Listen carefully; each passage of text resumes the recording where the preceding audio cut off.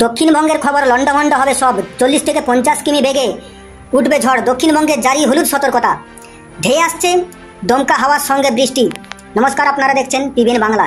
এইবার নজর রাখবো পিবিএন বাংলার খবরে। আপনারা দেখছেন পিবিএন বাংলা নিউজ। তীব্র গরমে দাবহাওয়া থেকে স্বস্তির মিলবে। গৌড়বঙ্গের জেলাগুলিতে আবহাওয়া দপ্তরে এমনই পূর্বাভাস। আগামীকাল থেকে শনিবার থেকে আবহাওয়া পরিবর্তনের বিরাট একটা সম্ভাবনা।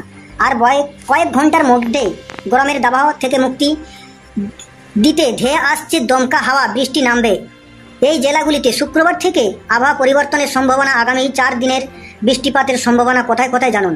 গত কয়েকদিন ধরে গৌড়বঙ্গে জেলাগুলিতে তীব্র গরম সঙ্গে তাপমাত্রা চলছিল।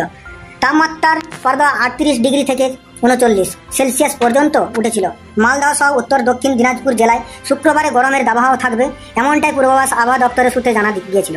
শনিবার থেকে আবহাওয়া পরিবর্তন হওয়ার সম্ভাবনা রয়েছে। শনিবার দফায় দফায় কিছু কিছু জায়গায় আবহাওয়ার সঙ্গে বৃষ্টি, ঝড় এবং বৃষ্টির সঙ্গে জেলাগুলিতে হবে। রবিবারে বৃষ্টির পূর্বাভাস রয়েছে। বৃষ্টিপাত হলেও তাপমাত্রা অনেকটাই কমে যাবে বলে তেমনটাই জানা যাচ্ছে। এতটাই গরমের আবহাওয়া হয়েছে, মানুষজনের যাতায়াতের রাস্তাঘাটে খুবই অসুবিধায় পড়তে হচ্ছে সাধারণ মানুষজন এবং গাড়ি যাত্রীদের।